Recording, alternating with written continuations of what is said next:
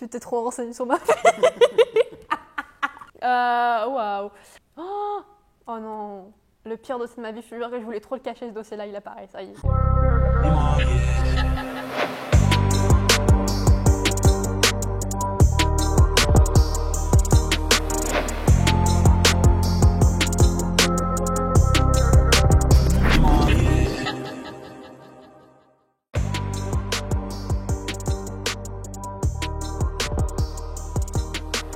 Marseille, du coup, c'est ma ville. Voilà, hein, j'ai grandi là-bas, je vis toujours là-bas.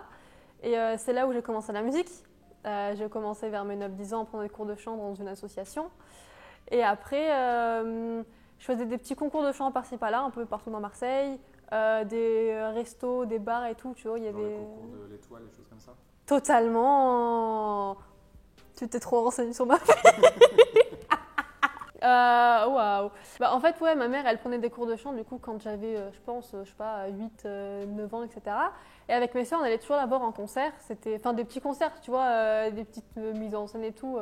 C'est justement les concerts de l'association où après, avec mes soeurs, on est rentré dedans. Et je sais plus pourquoi, mais on s'est dit que ça pouvait être cool d'essayer. Et du coup, vers mes 9-10 ans, j'ai commencé à prendre des cours avec mes deux sœurs. Ma mère en prenait de son côté aussi, mais on avait la même prof, du coup, les mêmes équipes.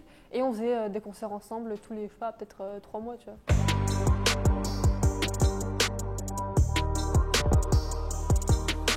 J'ai toujours été très renfermée et très timide quand j'étais jeune. J'avais déjà des petits symptômes, tu vois, d'angoisse en public. J'étais vraiment accrochée à ma mère, tu vois, c'était vraiment un repère pour moi. Et quand j'étais loin d'elle, j'avais plus mon repère, du coup j'étais perdue. Quand j'ai développé du coup ma phobie scolaire vers la 5e, j'ai pas réussi à gérer en fait tout ce qui se passait et du coup je me suis réfugiée dans une phobie sociale où vraiment je pouvais plus du tout voir du monde et je pouvais plus sortir de chez moi. C'était vraiment arrivé à un point où passer la porte de ma maison, je savais, il y avait une étape quoi, et je me tapais des crises de panique à en vomir vraiment toujours chez moi parce que je savais qu'il fallait que je passe la porte et que je devais sortir. Pas mal compliqué de la 5e jusqu'à première terminale, j'ai commencé à ressortir un peu de la maison. Quand j'étais suivie du coup en hôpital, il y avait des petits jours où avec les équipes du coup de l'hosto, on partait tous ensemble faire je sais pas, des trajets en métro, en bus, etc. pour apprendre à être tranquille dans une situation qu'on ne connaît pas, tu vois, dans un monde inconnu. J'ai réussi à gérer ce petit truc-là. Maintenant, ça va beaucoup mieux, mais il y a toujours des moments où je vais sentir ces moments d'angoisse, où j'ai toujours peur des personnes de mon âge, tu vois. C'est encore un truc que j'ai où je me sens toujours jugée, où j'ai l'impression qu'on me parle parce qu'on a pitié, tu vois. Je peux pas avoir une relation normale avec quelqu'un. Et non, ouais, c'était compliqué.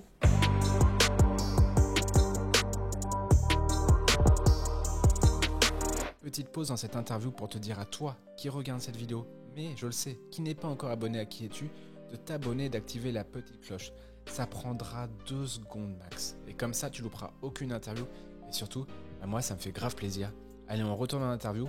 Merci et bonne vidéo. Dans la primaire, du coup, je me suis entourée de personnes qui n'étaient pas saines, qui étaient un peu, tu vois, le genre de personnes qui se remontent dans leur estime en rabaissant les autres. Et je suis restée entourée d'une personne comme ça, en fait, de la primaire au lycée. Au lycée, je suis aussi rentrée en contact avec un garçon qui était mon meilleur ami à cette période-là, qui m'a achevé, on va dire ça comme ça, qui m'a coupé de ma relation avec ma grande sœur, etc. Et dans le lycée dans lequel j'étais aussi, j'avais des profs qui ne me prenaient pas forcément au sérieux et qui, au contraire, m'ont un peu plus enfoncée dans mon état de phobie. Mais après, j'ai réussi quand même, tu vois, à trouver des personnes sur qui j'ai pu compter et sur qui je compte toujours, tu vois, mon meilleur ami de maintenant, ma meilleure amie, etc. Et tout va mieux là-dessus, je pense.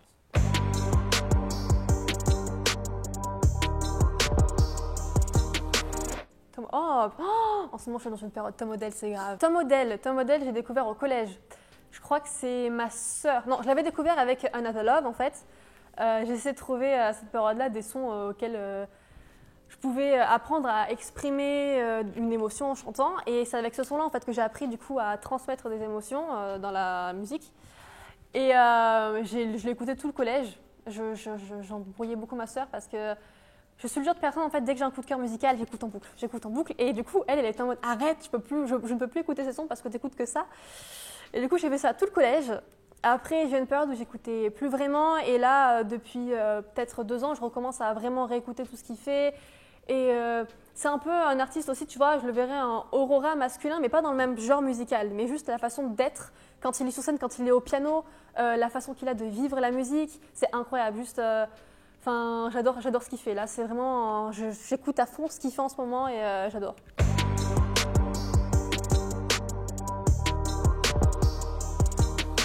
J'essaie de traiter de thématiques qui, pour moi, en 2020, sont encore tabous, pas mises en lumière. Donc, par exemple, avec Salope, tu vois, le harcèlement de rue, du coup, 3 fois jolie, tout ce qui va être homophobie, etc.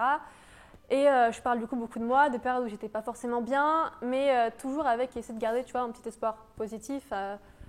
Ouais, montrer que même si on est mal, on peut toujours s'en sortir. Et ouais, j'essaie de faire passer un petit message comme celui-là dans mes sons. Et il y aura à peu près la même chose sur automne et hiver. Mais là, dans l'été, tu peux, tu vois, ressentir une cassure niveau ambiance, mood, etc. Avec le dernier son qui est hashtag rendez-vous cet automne.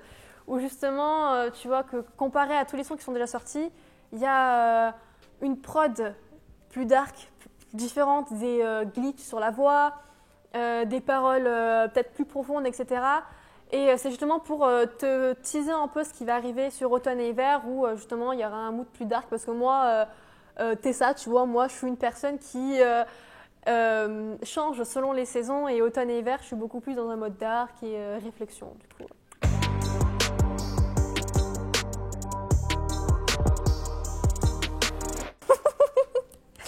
Oui, alors mon surnom c'est quoi? C'est de main gauche. Je suis très très maladroite comme personne, à casser beaucoup de trucs, à me prendre des murs facilement, à tomber facilement. Oh, le nombre de fois où je suis partie aux urgences pour mes doigts. Oh là là là là, je t'explique. Si tu te regardes bien, j'ai certains doigts qui sont tordus parce que je me les suis coincés très souvent dans les charnières des portes, tu vois. Donc voilà, non en vrai sinon à part ça, non j'ai dû me casser une fois le poignet. Je chute souvent, mais ça va en vrai. Je me fais pas souvent mal, mais je tombe souvent.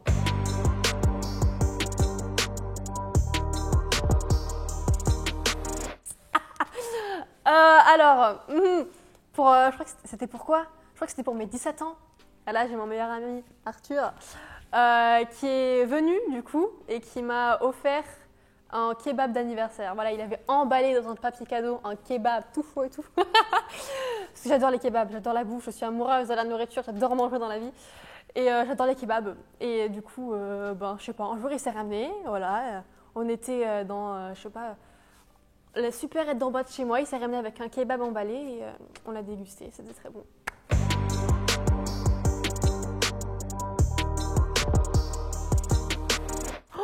Mais je te jure, ça me choque tous les trucs que vous avez. Putain, mais déjà, comment même moi je me rappelle de ce truc-là. Alors, Camille, oui, c'était. Putain, je suis ridicule. Camille, alors je sais pas l'âge que j'avais. Je crois que c'était. Alors, j'étais dans la voiture de ma mère. Voilà, je crois qu'elle était à la pharmacie. Elle était garée sur un petit parking. Et il y a un genre de moustique, moucheron, je sais pas, qui est retourné à la voiture. Et je ne sais pas, je devais m'emmerder, genre. Et j'ai renommé ce moustique moucheron Camille. Et il est resté pas mal de temps avec moi dans la voiture. Et du coup, ça crée un petit lien, tu vois. Et maintenant, quand je vois un petit moucheron qui vient vers moi, je suis en mode Camille RPZ, voilà. Putain, j'avais renommé une fois toute une famille d'escargots comme ma famille. J'avais pris plein d'escargots, je les avais amenés chez moi. Et un matin, je me suis réveillée, mais il y avait des escargots sur les murs. T'es en mode, mais putain, mais d'où t'as une idée de ramener des escargots chez toi et de les laisser comme ça dans la nature? Enfin, dans la nature chez moi, tu vois. Et il y avait genre Fabienne, Victoria, Ornella, enfin, il y avait vraiment tout le monde, tu vois. Voilà.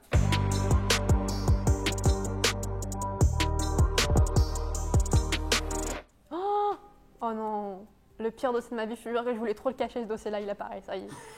Il est... oh non, oh mon Dieu. Alors, dès mon plus jeune âge, j'étais sur YouTube, voilà, j'aimais beaucoup regarder YouTube. Et du coup, je me suis dit, allez, on se lance dans une carrière de YouTubeuse. Et oh my godness. Et j'étais fan des poupées qui s'appelaient les Tulipes. Ok, j'ai trouvé ça trop beau et même maintenant je trouve ça magnifique comme poupée. J'étais fan de ça, mais j'en avais aucune, tu vois. Et je faisais tout ce que je pouvais faire pour me rapprocher de ces poupées-là en mode maman, s'il te plaît, j'en peux, tu vois. Et du coup, une fois, je me suis dit, c'est quoi? Je vais faire un tutoriel de comment faire un crayon pour Tulipe. Ah là, je ne sais pas, il doit probablement être encore disponible sur YouTube. J'ai vu. Il est disponible encore sur YouTube. Je sais pas l'âge que j'avais. Oh, je devais être méga jeune. J'ai une voix extrêmement aiguë. Salut, aujourd'hui on se retrouve pour un tuto sur comment faire un crayon pour Tulip. Et comment je fais ça, si tu veux savoir, c'est avec un cure-dent que tu colories juste avec un feutre. Voilà.